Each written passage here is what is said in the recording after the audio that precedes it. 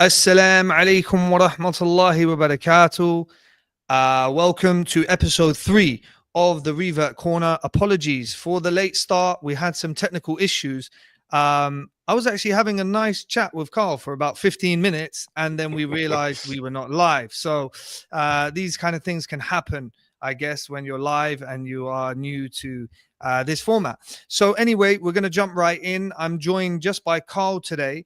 And we're talking about an important topic for many reverts, especially this time of year, which is navigating Christmas, a revert's dilemma. We're going to have just a casual chat about some of the difficulties and struggles that people may face during this time of year. Hopefully, it can be of benefit. And also, we'd like anyone who's watching to share any stories, concerns that they may have as well. So please do so in the chat. And Carl is going to start us off today with the hadith of the day because unfortunately our brother Matt is not able to make it. So Carl, if you can start us off with the hadith of the day. Over to you, Carl. Yeah, sure, it's a pleasure. Big shoes to fill, so I hope I do it justice. When I was thinking about which hadith to get, I actually went to my bookshelf and got this book off the bookshelf, which is it's a book by Ibn Taymiyyah. Well, actually, this is an explanation of the book by Ibn Taymiyyah called Iqtida as-Sirat al-Mustaqim, all about um, the dangers, if you like, of following the customs of non-Muslims, and those customs, of course, include festivals. And so, when I opened the book, not randomly, but clearly, I put this bookmark in a page because it was important, and it seemed to have quite a strong relevance to what we're discussing today. Um, and that was this hadith, which is a hadith recorded in Abu Dawood and by Nasa'i and Imam Ahmed. I'll try and read it directly in English rather than reading the Arabic first, just to save time. And it's the hadith which is reported by Anas bin Malik, radiallahu anhu, that he says that when the Messenger sallallahu alaihi wasallam came to Medina, the people of Medina had 2 days which they used to celebrate. And he asked, "What are these 2 days?" And they said, "These are days which we used to celebrate in them in the times of the pre-Islamic ignorance." So the Messenger sallallahu alaihi wasallam said, "Indeed, Allah has exchanged these days for what is better than them, the Yawm al-Adha, the day of Adha, and the day of Fitr, so the 2 days of Eid." And in explanation of some of the words that we used there, Ibn Taymiyyah says that the word used was exchanged. And so when you exchange something, the Messenger Sallallahu Alaihi Wasallam didn't leave the people to just celebrate those days because it's their custom, but rather said the days are exchanged. And when the thing that's exchanged with it, or the thing that you're exchanging with, doesn't come together with the thing you're exchanging. You've exchanged it, so the old thing's gone. And so that means that the old festivals are completely gone. We don't have them and the days of Eid as well. We just have the days of Eid. It's exchanged. It's replaced them. Sorry. So it seemed like a relevant one for the discussion of Christmas. Excellent. Jazakallah khair, Carl. Yeah, I think I it's an excellent book. Has that book been translated into English? I don't know, and this particular one I've got here is an explanation by Sheikh Al-Uthaymeen as well, which really is a really nice book. Uh, like I say, really, when I read it or when I studied it in a lesson, or a long series of lessons when I was in Yeah. Jeddah, it really like focuses you on how following non-Islamic customs can really affect your heart and get you attached to to non-Islamic ways and perhaps non-Islamic people. Mhm. And uh, even in the past, I could have I could feel some of that creeping into like my um, life, especially being here. I live in a country where, in Saudi Arabia, um, where everyone speaks Arabic. So if I heard someone speaking English, for example, all of a Mm, sudden, just because they speak my language, you get a connection to them. And so yeah. sometimes, these sort of like external customs, you can connect to someone through them, and then by connecting to someone through them externally, and then you get build a friendship, and your hearts become connected. And if that is connecting with non-Islamic people, that can have a dangerous effect on your heart, and lead you to having a strong connection to disbelief, Mm. potentially. So that's so I quite like this book. I don't know if it's translated. I hope it is, because it definitely has a lot of relevance for people who are living in societies which are not like the society that I right now have the blessing of being in. Excellent. Yeah, alhamdulillah. It's definitely a blessing to be in a Muslim country and to live in a Muslim country, and definitely for many, um, I think actually to kind of go a little bit off the topic, but then bring it round. Mm, Sometimes for a new Muslim or a revert Muslim, particularly if he's a man and he's able to, travel easily and go to Muslim countries, I think it's a really good idea for him to go and experience Muslim countries, perhaps as well to migrate to a Muslim country, just because even as well sometimes it could be good for the individual actually to travel away a bit away from where his friends are, or you know to kind of have a different environment where he can kind mm, of lose some of the ties that he had to his previous life. I think for some people that helps. Definitely for myself it did. mm, And I know some people, even within the UK, maybe they went to another city, especially if they were involved in lifestyles where there may have been not great things mm. um, in that area. But to bring it Yeah, back in, sorry, no, go ahead, Kel. yeah. Obviously, my mind went blank there for being in a different environment. Yeah, with sometimes as a revert, your own family, your non-Muslim family might tell you that you're just like this because you're a convert. Converts don't really know what it's like in real Islamic society. And Mm, when I was able to come to Saudi Arabia, I met people who were born Muslim, much better than me in terms of their practicing and their knowledge, and that sort of thing. So it's nice to see the practicing Muslim world, not just be isolated to what you see in your own locality. yeah, definitely, definitely. Mm, And I mean, to bring it back to the topic, we were kind of discussing until we found out that we had some technical issues. That, obviously, now there may have been many people who've embraced Islam in the last 12 months. And I think actually because of the whole, genocide that's been happening in Palestine as well, mm, people have actually been coming to Islam. This can be one of the wisdoms of Allah for these kind of terrible things that sometimes do happen.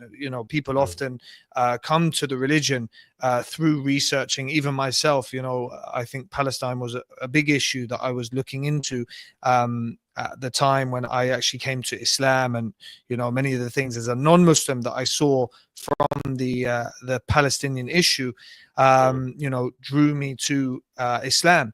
And now many of these people who have become Muslim in 2024, this perhaps will be their first Christmas as a Muslim.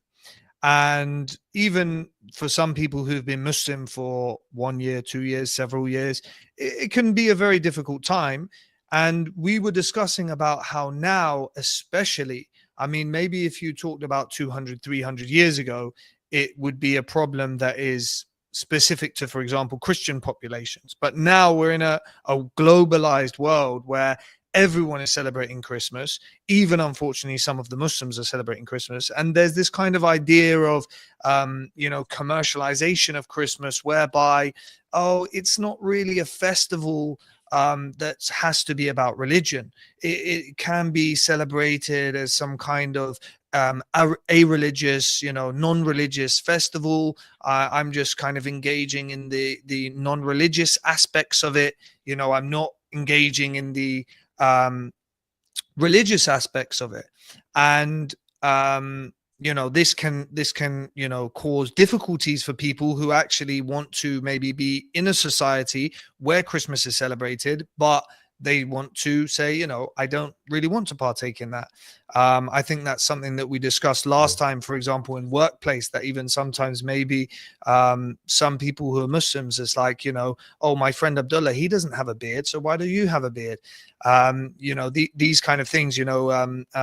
My friend Fatima, she celebrates Christmas. She gets her halal turkey from Tesco's every year, and she celebrates it. So this can kind of be very difficult. And let's dive into the topic. And And I think a you good know, starting point. Yeah, go ahead. conversely, that Yeah, there are many Christians who don't celebrate Christmas. yeah. Different, more, don't know if you call them fundamentalist groups, but there are groups that simply don't celebrate it because they see it as a non-Christian holiday and have with pagan origins. Yeah, definitely. I mean, that's the dilemma, really, isn't it? So I mean, for me personally, I was mentioning before, that for myself it wasn't so difficult, because as kind of, I said on previous episodes, I was kind of bold when I went first into Mm, the religion. And I was very upfront with my family. I wasn't afraid to tell them, these are my beliefs. And I think, people have to do so with wisdom, have to do so with mm, kindness, and let people know, because obviously it's a very big family event. People are sharing, a lot of time with their families. And if we just go back to, for example, what Christmas was like for us before Islam, and then maybe talk about that transition and how we mm, slowly came to where we are, perhaps, and that mm. might be useful. So, Yeah, I mean, what Carl, one do you want thing to just? before, yeah, yeah, sure. I mean, one thing before I forget is one thing that my sheikh always mentions is that when you do talk about something that's prohibited, always offer an alternative because Islam offers more halal things than there are haram things, you know. There's Yes. far more things that you can do in Islam than things that you can't do. And so when you are talking about these prohibited things, it's a good idea to mention, well, we got this instead, and we can do this instead. But yeah, in terms of Christmas for me, I mean, it was always a big family event. My grandmother in particular was sort of like the focal point of our family. So cousins and my parents and my aunties and uncles and even my great aunties and great uncles, and we'd gather in my grandmother's house and we'd have a big dinner. And it was a nice time to see family and all the Christmas crackers and that sort of thing, and the gifts and all that stuff. Actually, going to church as well was a big part of Mm. Christmas when I was growing up. We'd have the midnight mass, which was, if I remember rightly, was the night before Christmas, the Oh 24th. yeah, And yeah, yeah, yeah. yeah, and then we'd go to church. And I can't remember much of it now, but I remember there being candles and it being at Mm. midnight, but and carols, of course, singing carols. But yeah, becoming Muslim, I mean, this reminds me of, you remember someone asked a couple of weeks ago about being shy. Yes, I believe that Yeah, was Tommy. Yeah. yeah, yeah, yeah. And one thing that occurred to me at that time was like, there's some things which, yeah, being shy is natural, but sometimes when it comes to, for example, if you have a family tradition that you go to church on Christmas Eve to sing carols, you can't really be shy. I mean, in terms of like what's obligatory for you to do, like you have to overcome your shyness and somehow, Mm. get out of that really, really impermissible thing. Yeah. Not going to church and singing carols. So sometimes you got to overcome that shyness and with wisdom, and wisdom, part of that is offering alternatives of what you can do. Yeah. and just be honest with what you can and what you can't do. Yeah. I'm fortunate now. I mean, it's I don't. We've had our working year in schools in Saudi Arabia. Our winter breaks in January, the second week of January. So we've always working Christmas Day and New Year's Day. So and that's Yeah. been my life for the last 11 years. So I've been easily getting out of it now, but definitely have a lot of Mm, empathy for those people who don't have that. Um, yeah. What was yeah, did you have many Christmases like in the UK before you came to Saudi at least five, I think. as a And Muslim? yeah, yeah, yeah, and I think I just didn't go to my family's home, like my mother's Yeah. house, on Christmas Day. Mm, And after a couple of years, especially after I was married, I mean, she would expect that. She knows I wouldn't yeah. be coming on Christmas Day. But to be honest with you, it just meant that the day was shifted. Mm, There was still a time when the presents will be given out and that sort of thing. So yeah. it is a challenge. It's yeah, It could be a good it's a difficult one. opportunity for someone to perhaps get extra pay if there's if there's a Yeah, yeah, Muslim over time. alone. Yeah, that's what I'm talking. Yeah, Yeah. I'm sorry, I'm working. You could Mm, set yourself up in a situation where um, you're getting paid more because you're working on yeah, Christmas Day if you're in America or wherever you are. mm, And to be honest, it's a good excuse, right, for your family. You could, oh, sorry, what can I do? I'm working today. mm, I'd love to be. Yeah, I mean, I wouldn't say that, but anyway, you know, for myself as well, I think it was obviously a family affair. My parents were divorced, so I would go to my father's family sometimes afterwards on Boxing Day, and sometimes mm. be with him on Christmas Day, and then my mother as well. And just like you mentioned as well, I do remember the midnight masses. It was kind of like an all-nighter thing. It was Yeah. yeah. To be honest, at one point I went to a Catholic church in London, which was one of the only Catholic churches that still did the mass in Latin. Oh, right. Um, Okay. That's yeah, and traditional. yeah, very traditional. And I think my mum Yeah, just really liked it. But for mm, me, in many ways, I had no idea what anyone was talking about because it was yeah. all in Latin. I didn't understand Oh Latin. gosh. But I actually spent a lot of the time reading these books that were kind of like stories of the prophets, which actually benefited me later because when I started to look into Islam, I Mm, actually remembered many of the stories that I had read because sometimes all these people are talking in Latin. I'm sitting there as a young okay. boy, and I'm just reading stories of prophets, Mm. obviously from a Christian Christian perspective, but perspective. Yeah. there's a lot of overlap there. So Yeah, of later course. on, Yeah.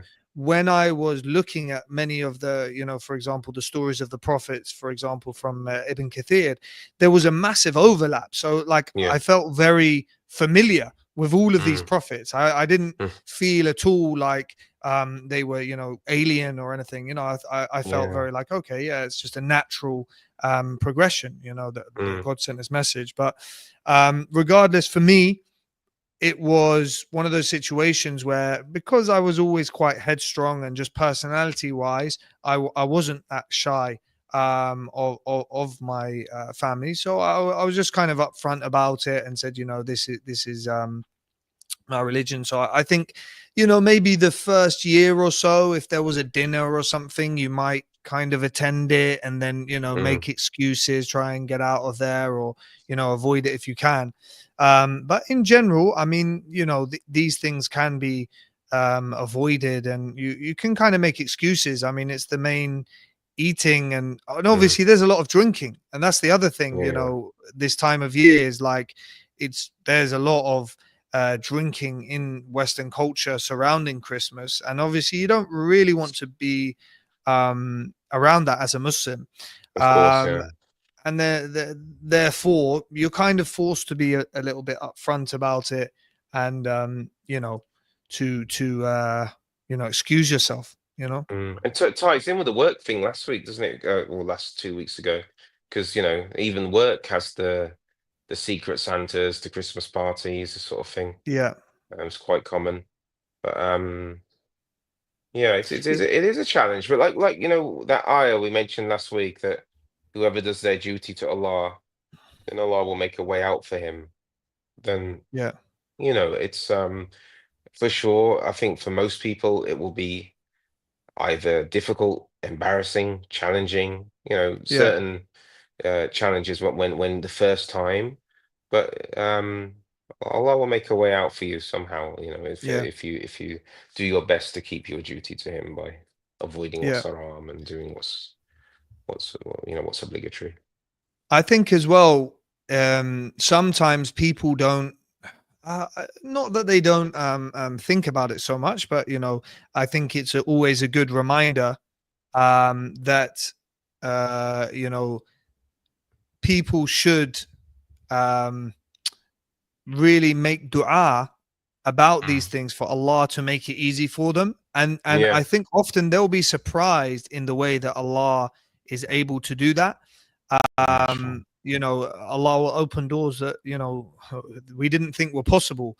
And I Yeah. think in regards to this, I would, for example, often make dua for Allah to kind of make people understanding, or make their Mm. hearts softened to these kind of things.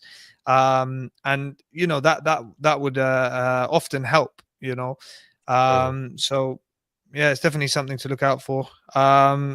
The supreme message, wa alaikum Mm. salam, he said, brothers, the video and audio don't sync. So a lot of technical issues tonight, but Some lagging video. Yeah. Mm. yeah, so we'll upload the video anyway later. Um and hopefully it won't come out too bad, but definitely it's a difficult time. So what I was saying there was just try to make dua, try to make dua for Allah to make it easy, for Allah to guide your family, and for Allah to perhaps make your family's heart soften to your new religion, your new practices, and for Mm. Allah to give you wisdom, so you Mm. deal with these things in a wise and patient way, and try to be as kind as possible. And like you were mentioning as well, Carl, you can also offer alternatives. You say, look, I don't celebrate this now, but I'm currently celebrating Eid, or these are the kind of Mm. things that we do instead. Mm.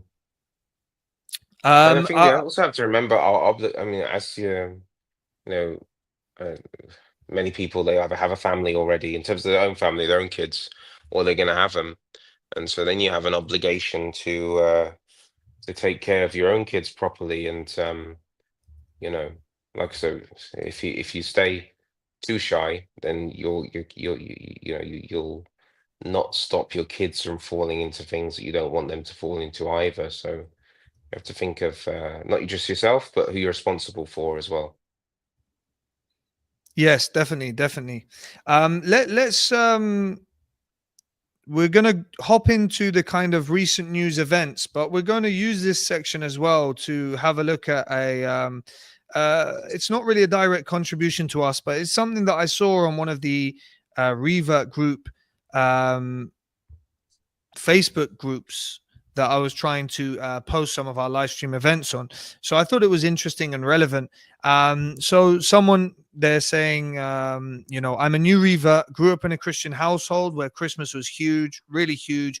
Always looked incredibly forward to the festivities. It's always been my favorite type of year, or yeah, absolute favorite type of year.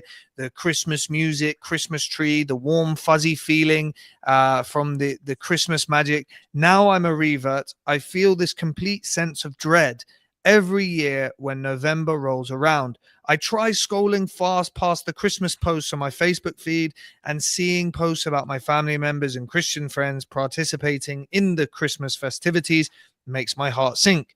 This is my third year since reverting to Islam, and it hasn't gotten any easier. I have a wonderful, patient, kind, loving, and understanding born Muslim husband who has always told me to take my time in the religion and reassures me daily through all the sadness I feel. What I'm doing by respecting the ways of Islam will be rewarded, and though this helps in the moment, I still selfishly feel this other way. They're asking, what do other reverts make of this time of the year? I know my reasons for becoming Muslim are valid and still make complete sense, even though I feel this way, but I can't shake this awful feeling.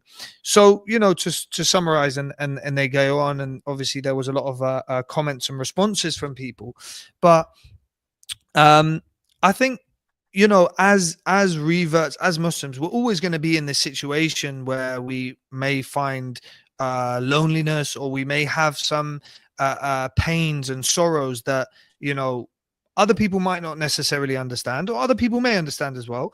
And I think at the end of the day, that the comfort is found through, the remembrance of Allah, and remembering that, Allah has mercifully guided you to Islam, and replaced these events, like, we even mentioned with the hadith at the start of the episode, with other things, other festivals, which are very beautiful in of themselves, Which are like our better. two Eids. Yeah, Mm, better.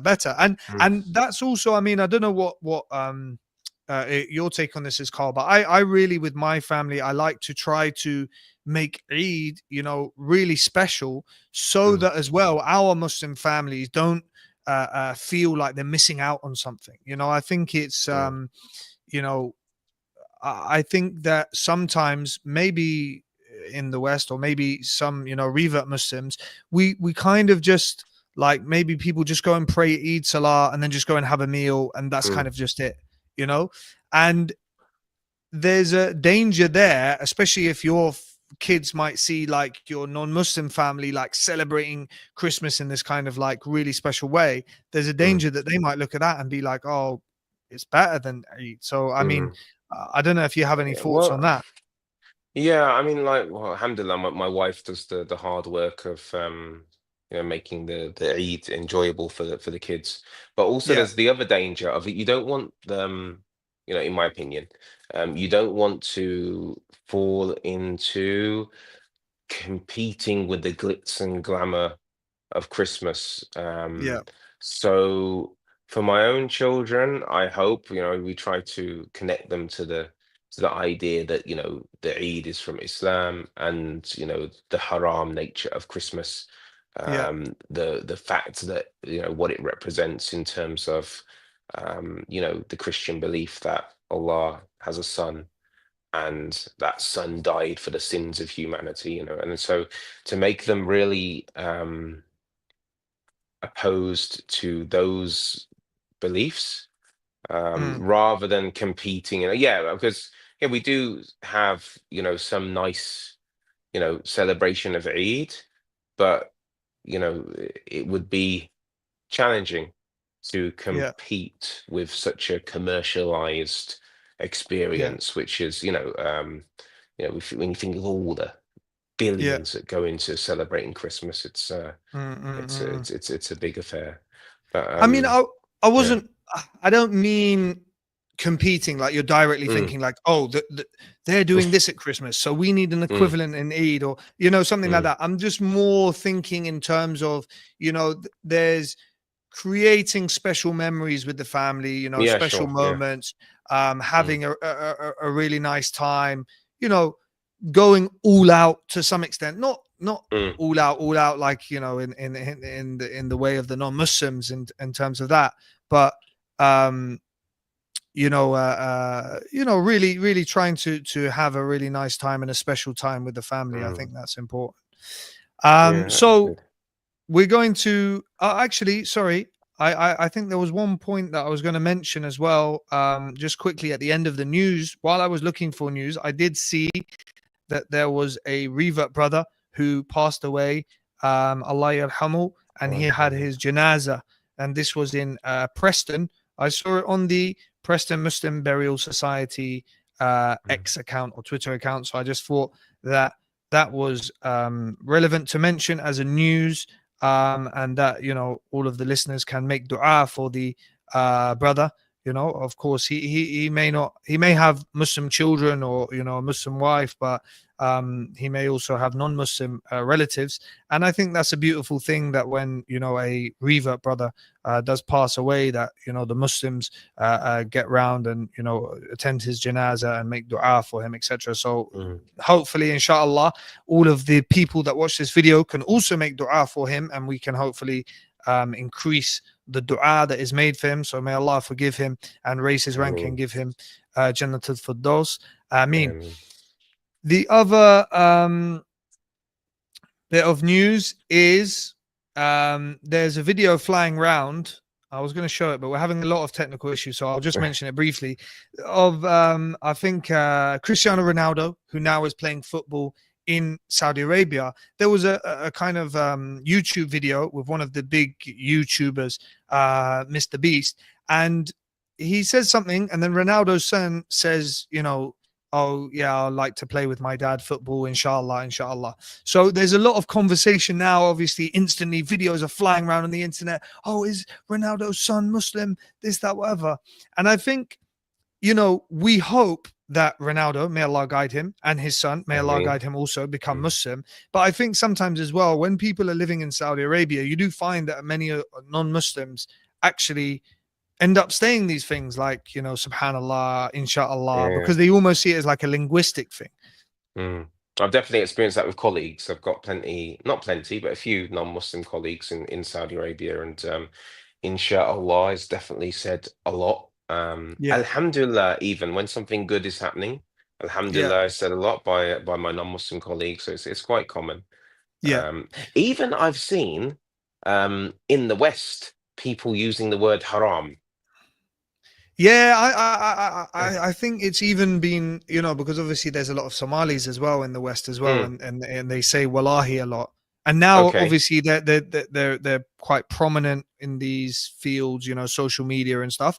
But that's become a thing now as well, I think, for young people, like when they're serious or something, to say like wallahi, like as a thing. But yeah, so it's interesting. It's obviously, you know, it can be the linguistic thing, but we hope that Cristiano becomes Muslim. And may Allah guide him. I mean, I think that would be great, because I think he's like the most followed person on social media or something like that. So really, yeah, I think so. So that wraps up the news. May Allah have mercy on that brother again. Ameen. And we're gonna go quickly into a quick fire round. And just returning to that sister's story. Yes.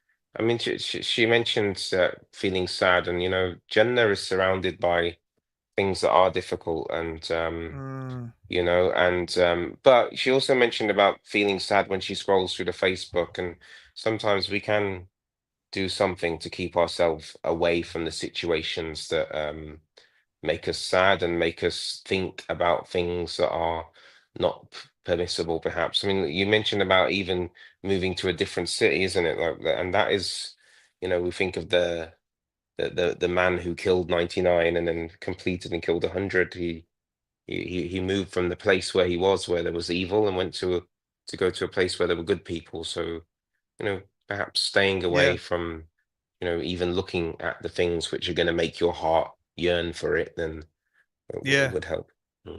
Definitely. And actually, on that, there was a snippet of a podcast. I think it was Joe Rogan, where one of these, I think like psychologists or something like this, was saying that one of the biggest causes, and don't quote me at this, but it was something along the lines of one of the biggest causes of depression was dwelling on the negative thoughts.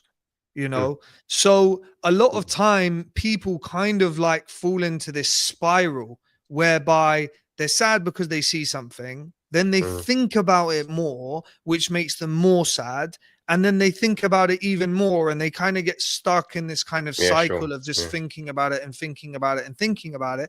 And if that is you know, done consistently, it will, you know, put you in a depressed state of mind. You'll feel sad, all these kind of things. And I think there was another clip that I watched recently that someone had translated, I think of Sheikh Saleh al-Sheikh, and he was Mm, discussing about how being an optimist and having a mm, positive mindset, this is something that a Muslim should be doing, you know, and mm, to ahsana dhan billah, to have, you know, good suspicions of Allah and good thoughts of yeah. Allah. And you know that, you know, you make a dua and you have good suspicion that Allah has accepted this dua. Sure. You know, you do these things and you have good suspicion that it is accepted by Allah, and that, you know, Mm, Allah is going to reward you for these things. So I think that's also can help people to kind of get out of that and get into a more positive mindset. And like you said, try to get your mind away from these things. Maybe if mm, this is getting your mind kind of stuck on it, don't go on this Facebook application. Maybe if this is happening and you know that you'll whatever, read a book about something else that will get you thinking about something else, or put on a podcast or a lecture or any of these kind of things, or maybe go to the gym, go for a run, go for a jog. mm. So yeah. So Word Carl, association. we are, yes, so, yeah, we're gonna go to the word association. Sorry, man. I always Tonight do has this been terribly. I'm full gonna of pledge to do it better this time. yeah, but now I'll give you the opportunity, because it's just me and you. I'll give you the opportunity to fire a word back at me if you have one, if you Oh, want. If not, don't worry. I will prefer it. what a But Christmassy word? it's up to you. I will go first, and I will Yeah, say I will say um I will say duh, duh, duh, duh, duh, duh, I will say family, family,